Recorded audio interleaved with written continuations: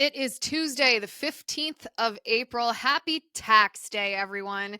The day that we involuntarily give our money to Planned Parenthood, the day we involuntarily give our money to all kinds of literal bat crazy research, the day the government steals money from our paychecks that we should have possession of in order to make the best decisions for our family. Isn't it just, it's the one day of the year that I think it is healthy to be really bitter as you write these enormous checks to the government. Please put all your cynicism, all your skepticism, all your bitterness, all your rage towards the swamp when you sign that check. And if in the little subject line of your check, you write a little message to the government, well, maybe that's what the government deserves. Welcome to the Liz Wheeler Show. We are live on X. We are live on Facebook. We are live on Rumble. We are not live on YouTube for reasons that will become obvious very shortly.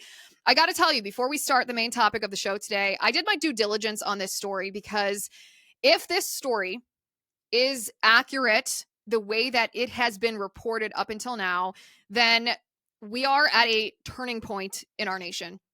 This is one of those moments that if we allow what is happening to this family in Massachusetts to happen to this family in Massachusetts, if we do not raise our voices, if we do not refuse to allow this kind of government overreach, this kind of violation of parental right, this abuse by the government against a mother and a father and their 5 children, then what are we even doing?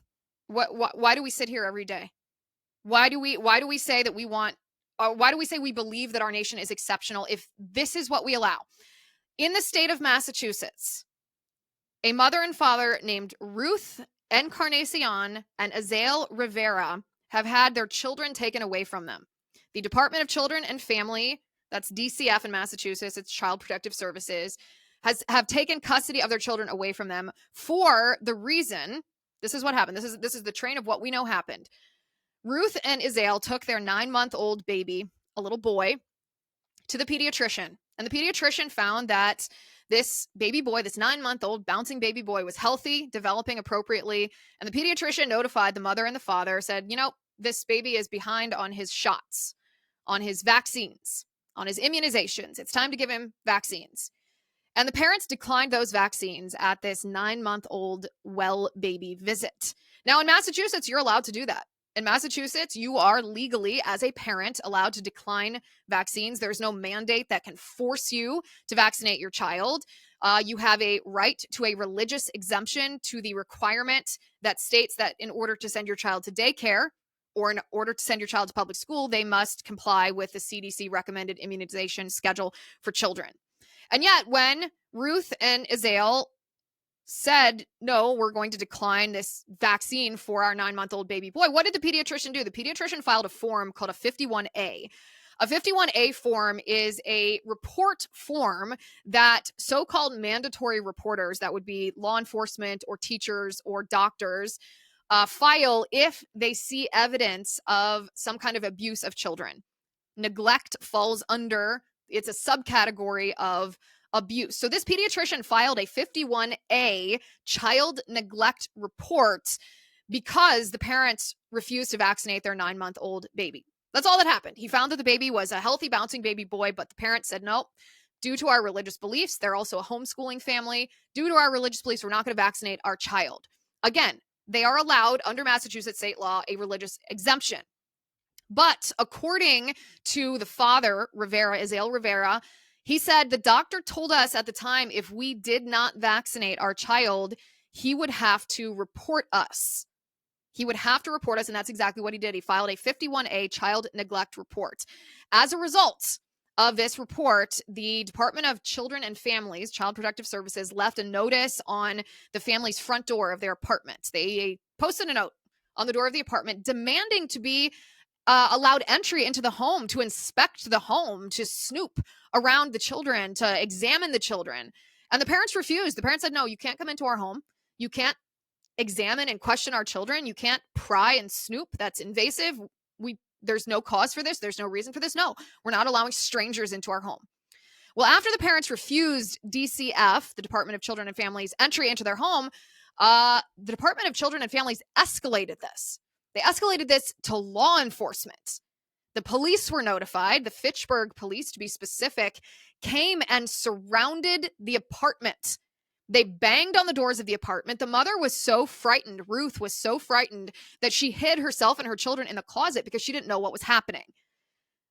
The police then came back the next day with more officers, more law enforcement officers, and the family became so frightened that they left. They took a trip. They fled to Texas, where they believed they would have more freedom to exercise their religious beliefs, because though Massachusetts told them they had a right to a religious exemption to the vaccine mandate for children, that wasn't what was happening. This pediatrician had caused a cascading series of events.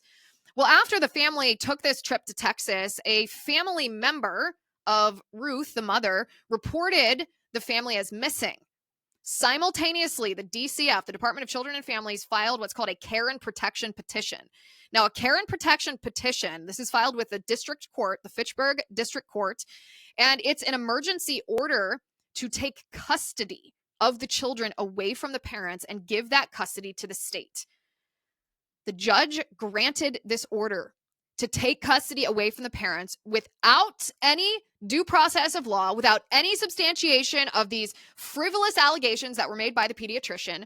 The parents to this day have not seen that order. They have not been served that order in a way that allows them to see that the court says they no longer have custody of their children. So police then hunted the family down. They followed them to Texas, arrested the parents, charged the parents with kidnapping a minor by a relative.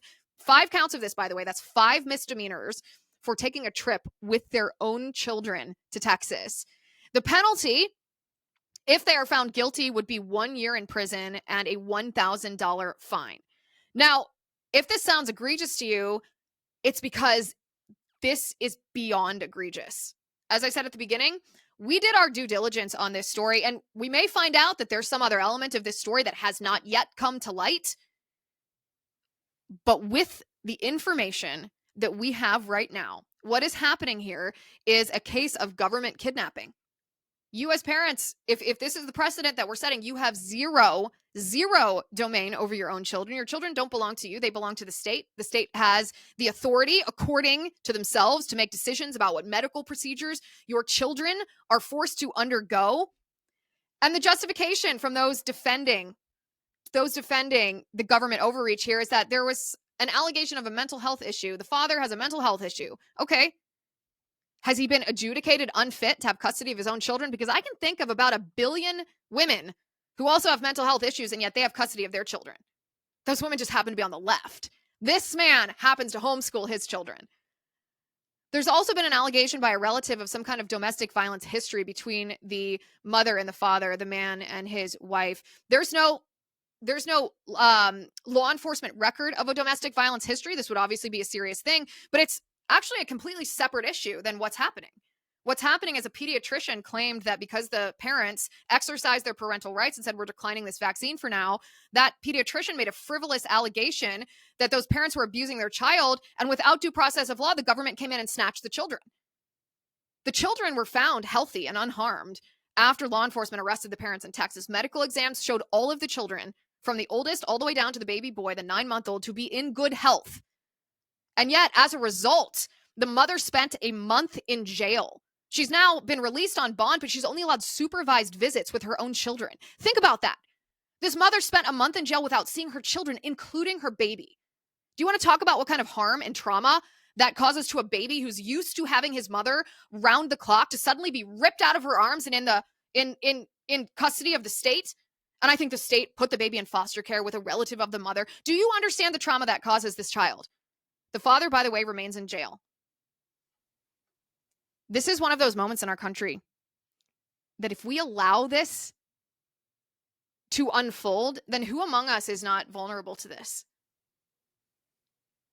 Who among us can confidently say, well, if someone who hates me or opposes my viewpoint, whether it's on homeschooling, whether it's on religion, whether it's on medical freedom, makes a frivolous accusation against me, what am I going to be subjected to? The Me Too movement's standard for due process that we just believe all pediatricians. And wouldn't it be interesting to know more about this pediatrician? because the state of Massachusetts allows parents to decline vaccines. So was this pediatrician simply malicious, trying to punish these parents with the process of having to be subjected to the Department of Children and Families? Was he punishing them by filing this report? Because there is no legal standard for accusing a parent of medical neglect for declining a vaccine in the state of Massachusetts. I hope the parents sue this pediatrician. I hope the parents sue the state, because we have a well-established legal precedent in this country. It was set a long time ago by homeschoolers that parental rights are king. A mother and a father have domain over their children, not the state. The state doesn't own children, and parents are allowed to pass on their religious beliefs, to make decisions about their children's health and education based on what those parents believe is best. And those who say, well, there must be some other element to this story, maybe there is. Maybe we'll find out that there's some other element. But this is the question that I would pose to you. Is this really so far-fetched to believe, after what we faced during COVID, where your toddlers were masked in daycare, where healthcare workers like my husband were fired from their jobs for declining an experimental vaccine? Is this so far-fetched to believe that this is true? In the UK, compare this with a recent case in the UK. This is from The Telegraph. This happened just last summer. And I'm quoting: a mother who was legally responsible for her son, who was 18 years old with trisomy 13, was forced to spend years and tons of money in court fighting in the UK because the government wanted to force her son to receive the COVID jab. She, the mother, was threatened with arrest and threatened with loss of custody of her son. The UK government had ordered all so-called at-risk people to receive the jab, but the mother said no because she didn't think it was necessary, and she thought the mRNA vaccine would trigger a reaction in her son's heart. But the court in the UK ruled that she was wrong and that her son had to receive the jab. Well, guess what happened? She kept fighting, and only when an expert in the US said that she, the mother, was correct, did this nightmare end. It wasn't until a US academic by the name of Martin McCaffrey wrote that her son was likely to experience heart complications because of the mRNA jab that the court relented and ruled that her son did not have to receive the jab. Here is what she said to the press. She said this while fighting back tears. It has all felt like a Kafkaesque nightmare because I was taking on the state that wouldn't budge. I went from being a loving mother and Tom, her son's sole carer, to a near criminal. I have been made to feel like a liar, a bad person, and a fanatic. I was wrongly accused of being an anti-vaxxer just for questioning whether this new gene therapy was right for my son and his complex conditions. To me, it was the state that was fanatical about its policy by bringing its might to bear down upon me. Doctors, cardiologists, lawyers, and social workers hid behind government guidance, which is just that. It's guidance. And the mother's attorney added, Professor McCaffrey's findings were the working assumption should be that individuals with trisomy, those who have 47 instead of 46 chromosomes, may be less able to cope with mRNA gene therapy technology in the vaccine. More investigation is needed, but anyone caring for those with trisomy conditions such as Down syndrome and Edwards syndrome should be made aware of Professor McCaffrey's warning. Mr. Jackson, who is the lawyer for this mother, said that while many with trisomy 13 die in infancy, Tom's mother's love and good decision-making meant that he is now 24 years old. And yet the court and state and lawyers and medics who've never met him decided that they should make decisions for him and denied his mother had any rights at all. And you know what? In that judge's ruling that the son did not have to receive the jab, he did not say that it was because the mother had a right to choose how to vaccinate her children or not. No, he cited the changing landscape of the virus itself, which means that we have this global precedent that's been set. First of all, that parents have zero rights unless a so-called expert overseas validates your decision-making. She got lucky, to be honest, that there happened to be an academic in the US that agreed with her, because just based on her judgment, her choice, her research of the matter, the court wasn't going to give her any credibility, even though she was the boy's mother and sole caregiver. So I pose to you the same question again. Is it so hard to believe that this is going to happen here, that this is happening in front of our very noses? Raise your voice. This is not acceptable in the United States of America for parents to be arrested, have custody of their children stripped from them without due process of law because they declined a vaccine, a medical procedure for their 9-month-old baby. If we allow this to happen, then we are living under a threat of eternal COVID tyranny, but worse.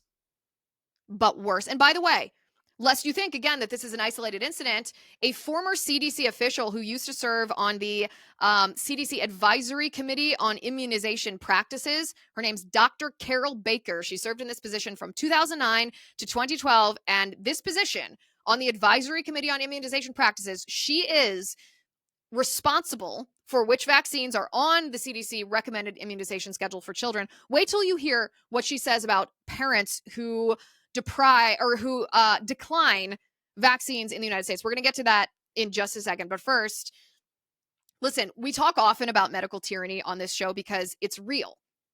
It's so real, you can feel it. Remember when the so-called experts tried to tell you ivermectin is a horse drug, it's a cow drug, don't take it, save it for the barnyard?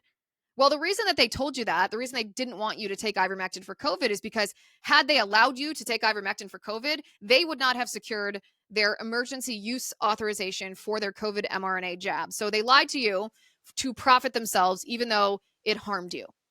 I refuse to let this happen to myself or my family ever again. I will never allow myself to be in the position where there are medication or resources that I need or want, deem the best for myself and my family, and I simply am not allowed access to it.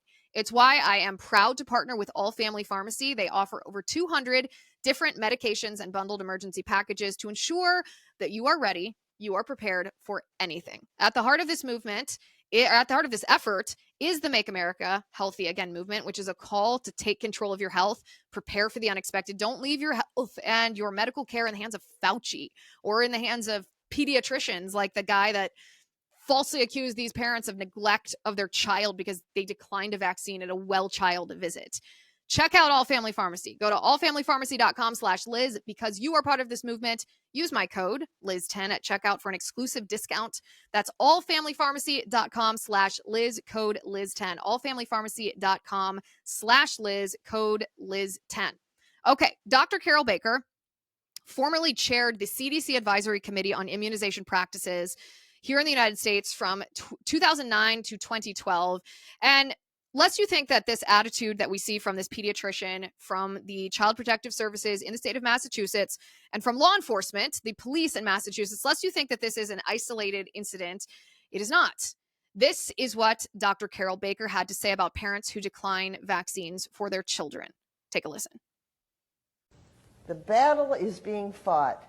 One family, one physician, one health center.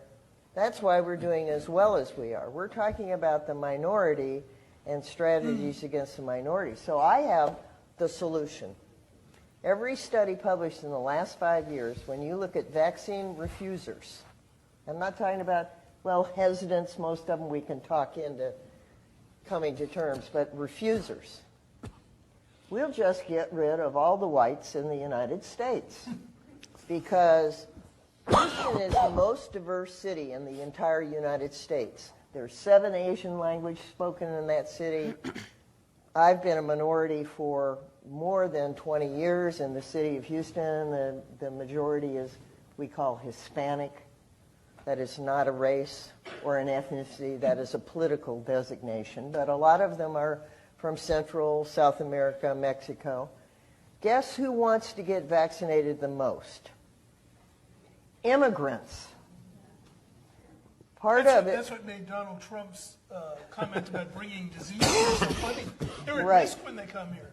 Immigrants. Better vaccination rates in Mexico. It is the well-educated, in terms of pieces of paper that they put on their wall, people that have been here a long time, and it's very unfortunate. But I think we need not lose the big picture. Vaccine refusers, she calls you. Raise your hand if you are a vaccine refuser. Imagine being labeled like that, a vaccine refuser. That was back in 2016. Again, this is not a new playbook. This is not a new attitude. This is not new hatred and loathing and malice for you and your parental rights. And so what's her solution for you white vaccine refusers? It's to get rid of you. It's to get rid of you from the United States and replace you with people from foreign nations who are more compliant with the vaccination schedule that is imposed by people like Dr. Carol Baker. Also ironic, the guy coughing on stage during all of that. Please let us not lose sight of how funny that is. We maybe should request his vaccine card, his vaccine status before he's allowed on stage.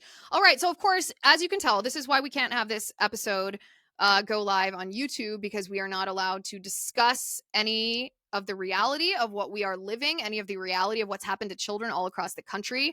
And by the way, I mentioned before, there are some people who are already decided that they are not going to accept certain things as the cause of autism, no matter what the science shows. And I want to show you a video of one such scientist, one such expert, in just a moment. But first, I want to talk to you about one of the most common questions that I get from young men when I speak on college campuses around the country. Young men often tell me that they want to speak up on the issue of life. They want to speak up against abortion, but they are told by society that they're not allowed to because they're men. They're told no uterus, no opinion. Meanwhile, at the same time, we know from studies that over 60% of women who get abortions feel coerced into getting that abortion, usually by the boyfriend, the significant other. It's not usually the husband. It's usually an unmarried situation. Sometimes the young woman's mother pressures her into an abortion. But let me tell young men who want to have a positive influence, who want to be the antidote to the men who are pressuring young women into having an abortion, there's another way. You can have influence in a way that actually saves babies' lives on a daily basis. You can donate to preborn. Preborn, if you dial pound 250 and say the keyword baby, that's pound 250 keyword baby, or go to preborn.com/Liz. That's preborn.com/Liz. You can help save babies' lives. For $28 a month, you can fund ultrasounds. Did you know that when one of these young girls gets an ultrasound, when she's found herself in a crisis pregnancy, she might be feeling coercion to abort that baby, and she sees that sweet child in her womb on an ultrasound screen, she is twice as likely to choose life, to carry that baby to full term, to love her son or daughter. So young men or older men, maybe you're a man who has post-abortive grief, that when you were young, you felt pressured into allowing your girlfriend to abort your baby, or maybe you pressured your girlfriend and now you want to make a difference. You can go to preborn.com/Liz. That's preborn.com/Liz, or dial pound 250 and say the keyword baby. You can save a baby's life. Your tax-deductible donation of $15,000 will place an entire machine in a needy woman's center, saving countless lives for years to come. Please prayerfully consider the influence that you can have. All right. Now let's turn to a man who I'm pretty sure he believes the same thing about himself that Dr. Fauci once expressed when Dr. Fauci said, "I am the science. If you question me, you question the science." Dr. Peter Marks recently resigned from the U.S. federal government because RFK is now head of HHS. Dr. Peter Marks was one of the biggest and most influential figures in the U.S. government pushing the COVID mRNA vaccine through its approval process, that emergency use authorization. And he says that in this whole question of what is causing the rise of autism in our country, there is one thing that he will not accept as the answer to that question. Take a listen to what it is.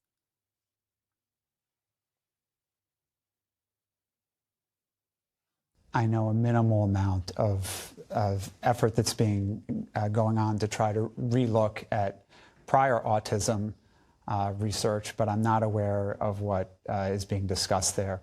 And I would just say the following. So I'm somebody who in my career as a physician taking care of patients, and there are people probably who are hearing me now who know that I cared for leukemia patients for a significant number of years. Giving people false hope is something you should never do. It is absolutely, you can be incredibly supportive of people, but giving them false hope is wrong. Unless somebody actually knows the answer or has a pretty good idea of the answer right now, or thinks they have a good idea of the answer. I don't see how one could have, as a scientist, I'm not speaking about anything. If you just ask me as a scientist, is it possible to get the answer that quickly? I don't see any possible way. And remember, you're talking to the person who came up with Operation Warp Speed for vaccines. Autism is an incredibly complicated issue. So we have the issue of diagnosis bias. We don't know how many of those cases are true, how much of this is true growth of autism, how much of this is just that we now have diagnostic criteria and we diagnose it more often. You're saying, just to be clear here, because you hear Secretary Kennedy often compare rates now to when he was a child. Right. What you are saying is that the broad array of things under that ASD umbrella has only widened. So it's a much narrower category than what it is now. Right. And I'm not denying that there could be environmental, and we know there are probably genetic features. There have been publications in scientific journals. There are genetic and environmental possibilities here. But the totality of all these interactions and sorting out this incredible complexity, to try to do that in 6 months' time, my calculation of how many months it is till September, you can help do that. But 6 months' time, unless you're buying research from somebody else who's already in the midst of it? Yes. I mean, is that a credible way to come to a conclusion? He may be aware of a bunch of research that I'm not aware of, and that's why I'm going to be respectful here. You know something? I'd love to hear it presented. But the piece, though, that I will put to you that I will not accept as a cause of autism is the MMR vaccine, or for that matter, any of the other vaccines we use, because we've studied them in so many millions of children. Oh, okay. He's a scientist, he's a physician, and he will not accept, even though he hasn't seen what RFK is studying, he hasn't seen this research, he hasn't seen the evidence, he rejects outright that vaccines could be even a contributing cause to autism. Let me tell you what you just looked at. You didn't look at a doctor, you didn't look at a politician, you looked at a religious figure. You looked at a man whose deity is Big Pharma. And that is what we are up against. We also, ironic, by the way, that he said that you can't figure this out by September. 5 months. It's 5 months, by the way. The math shouldn't be that difficult for a physician. When he's the one who pushed the COVID mRNA vaccine, he said, you're talking to the man responsible for Operation Warp Speed. How many months did that take you? And you tried to tell us it was totally safe and totally studied. He is a religious figure whose deity is Big Pharma. His deity is Big Pharma. He is not the science. He is not the science. Oh, yes. I also wanted to address the allegations from Grok, of all places, against me this morning, since it actually relates to the same topic. So this morning, I woke up to a post on X that I was tagged in. And the origin of this post was from somebody who I don't know on X, who said, who spreads more fake news on X? Is X a tool of spreading fake news? Grok, please confirm. Now, Grok, of course, is Elon Musk's, or X's, AI tool. It's a tab on X, and you can either use it the way that you use ChatGPT, which is as an app in and of itself, or you can ask it on X the way that this user did to respond, and it'll actually respond as a user on X. So after this individual said, who spreads more fake news on X? Is X a tool of spreading fake news? Grok, please confirm.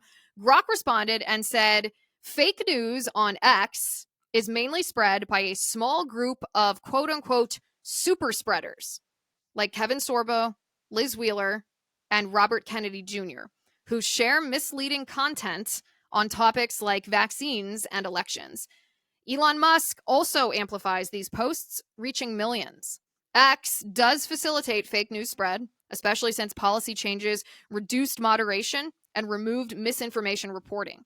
Studies show low credibility posts get more engagement now, and the EU calls X a major disinformation source.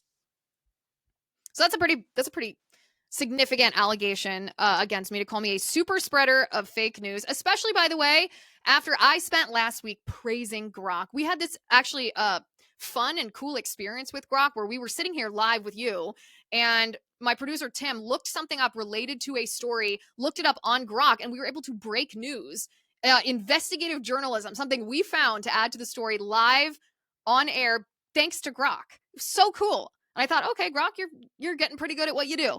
And then Grok comes up with this. And so I reposted this and I said, are you kidding me, Grok? Are you kidding me? And I said, hey, Elon Musk, you may want to check who wrote the code for Grok, because as we know, AI is not some autonomous being. It's an algorithm. You may want to check who wrote the code for Grok on this, because it sounds like you've got a censorship industrial complex mole, Grok hurling false accusations at me like it's Facebook's fact checkers or YouTube strikes and demonetizations just because I reject the woke mind virus. It always leads to censorship. And this has gotten a tremendous response.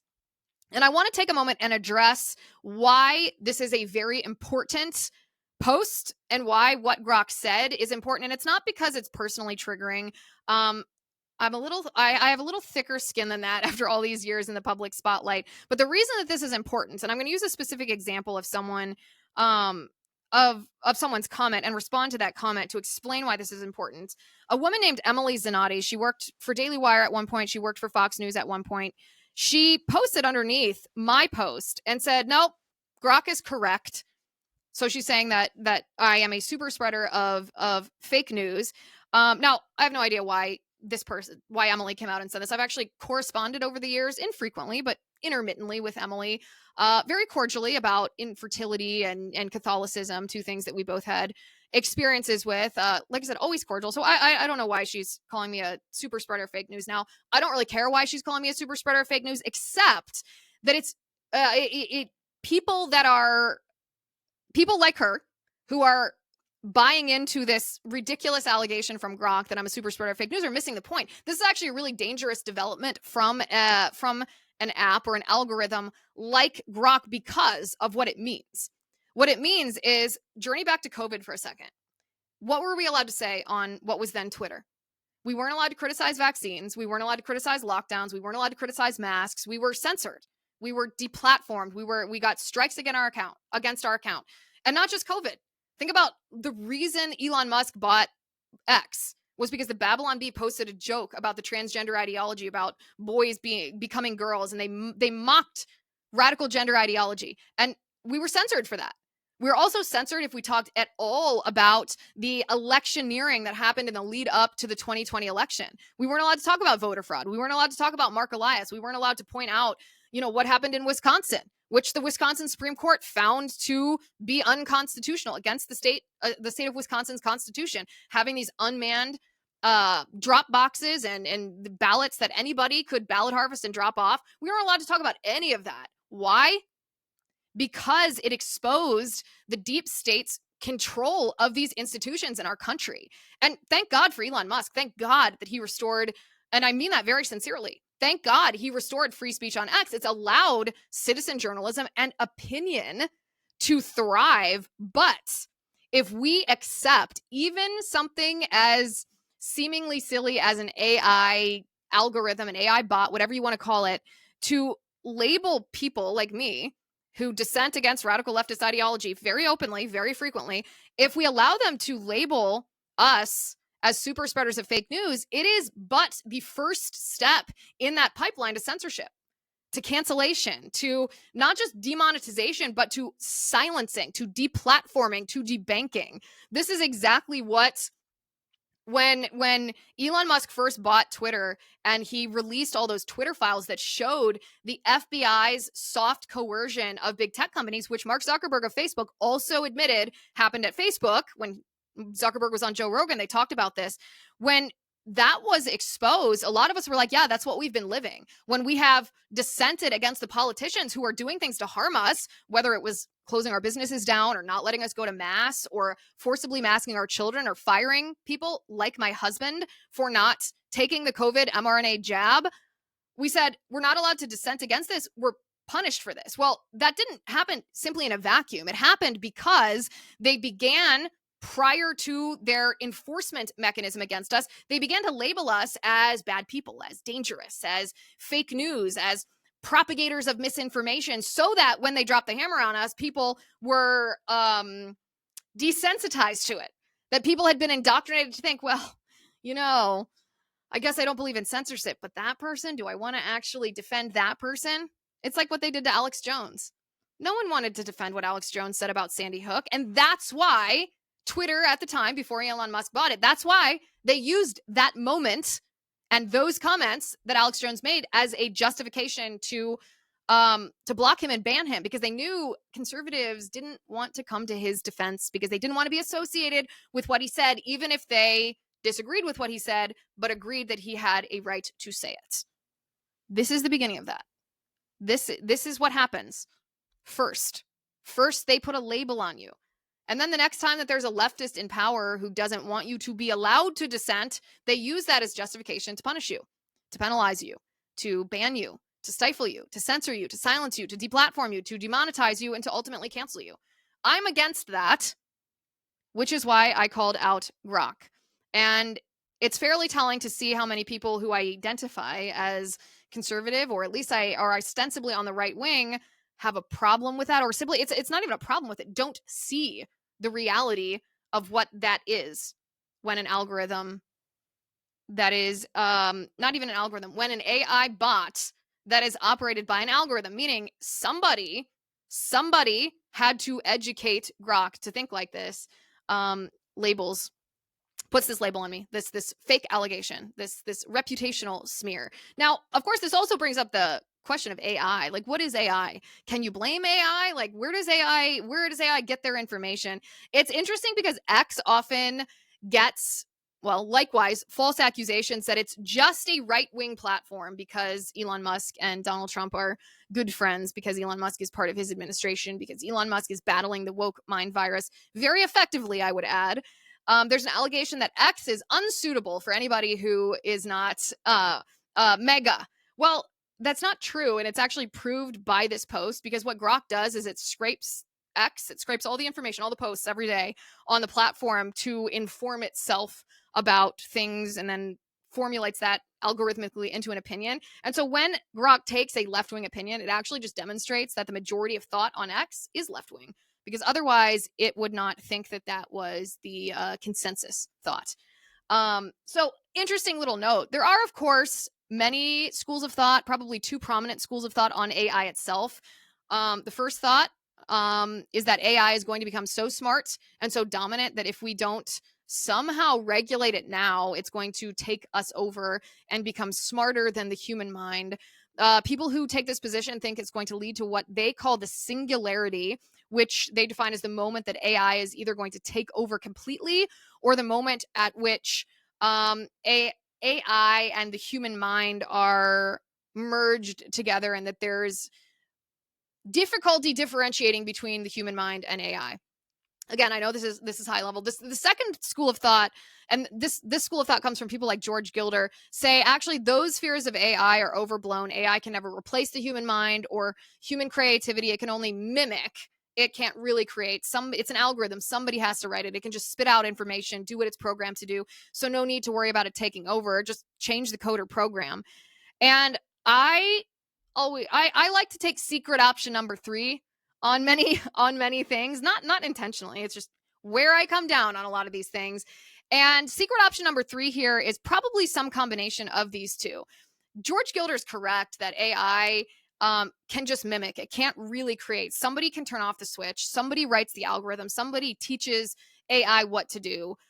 We as humans are not God. We cannot create a machine that can actually be sentient. We can simply create a very complex computer code. I do agree with that point, but if we don't know who's behind the code, for example, I don't know who wrote the code for Grok.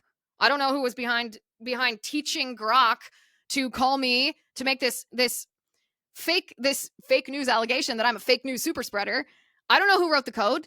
And so how do you have accountability to a machine that you don't know who controls the machine? You don't know who has the on switch and the off switch and who can tell it what to do and what not to do. And I think that we are imminently approaching a point in our nation when that's going to be a very common experience. I feel like I have that experience at the airport regularly already. You walk in the airport and you go up to check your bags and to check in, and the people behind the desk actually don't have any power to override anything that the computer says to them. I had a situation a couple weeks ago where I was traveling with my husband and my children, and for some reason, my youngest daughter, who's a lap child, wasn't on my ticket, even though I had booked the ticket with her on my lap. And I said that to the check-in, the woman behind the desk at the check-in. I said, oh, I booked it like that. And she goes, no, you didn't, or it would be on here. And I was like, pretty sure I did. Pretty sure I did. And she's like, well, it would be on here. And I was like, well, maybe you could just add it. And she goes, well, it won't let me add it because you've already checked in. You can't add a baby to your lap after you've checked in. I was like, well, can't you uncheck me in and recheck me in? Can't you override this? Surely there's a little form in there that says lap child. This isn't too complex. And she said, no, I can't do that. I simply can't do that.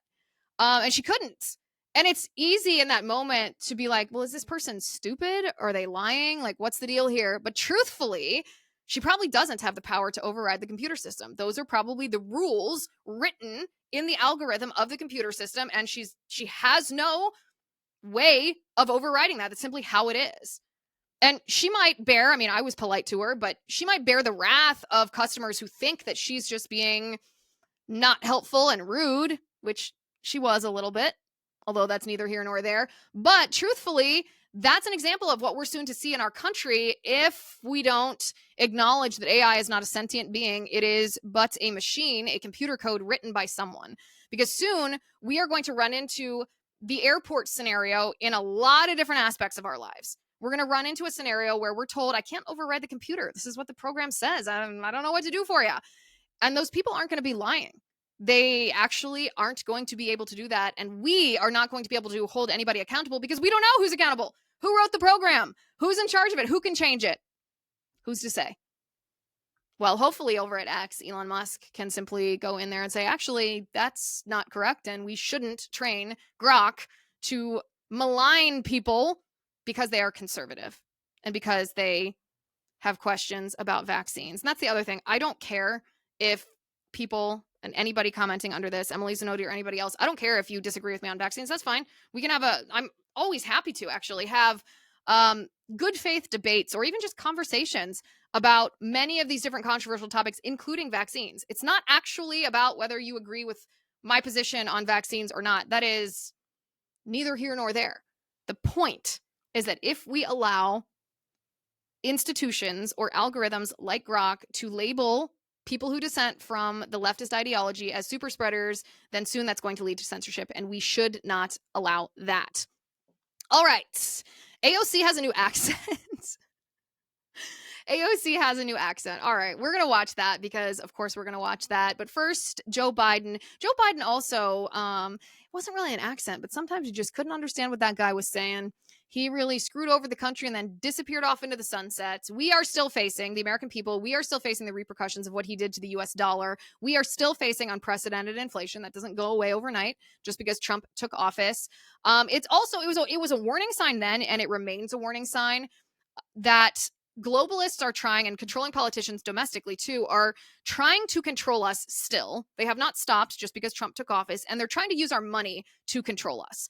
It is why it has never been more important than to take control over your own wealth. Don't let your life savings become a casualty of failing banks or currency wars or controlling politicians.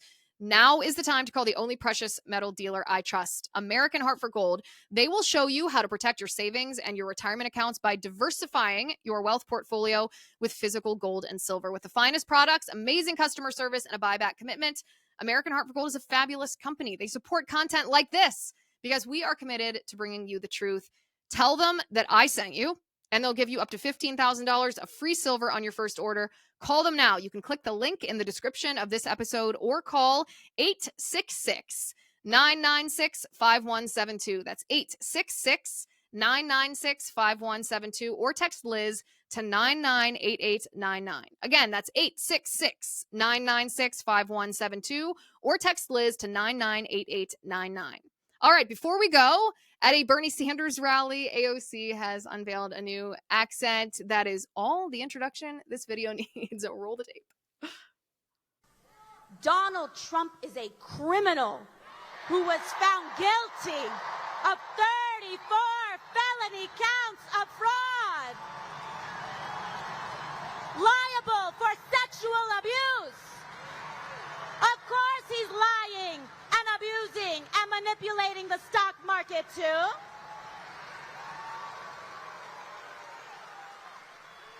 When he talks about rapists and criminals, he should look in the mirror.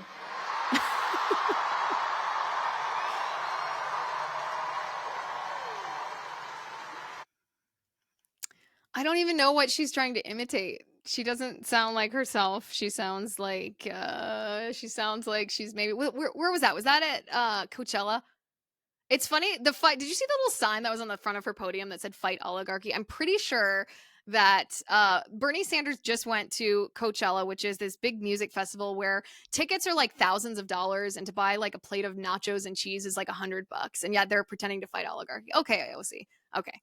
We remember what you said in the video that we watched yesterday back in 2020. We know you want the United States to fall, and you are willing to pander in any kind of ridiculous way in order to try to make people feel like they relate to you. What does she think she is? Kamala Harris? The only person that had more accents than AOC? Kamala Harris. Hilarious. All right, guys, make sure you subscribe to the show. We are going to talk about all things Harvard tomorrow. That's right. We're going to talk about Harvard and their little hissy fit against Donald Trump, and it's going to be great. So make sure that you tune in for that.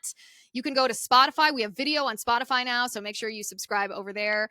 On YouTube, you can subscribe on YouTube at youtube.com/Liz Wheeler, on X at x.com/Liz_Wheeler, on Rumble. You can find us on Blaze TV. You can find us on Apple Podcasts, pretty much anywhere that you want to listen to or watch the show. We are there. So make sure you hit subscribe so you never miss an episode. Thank you for watching today. Thank you for listening. Thanks for being here live with me. I'm Liz Wheeler. This is The Liz Wheeler Show.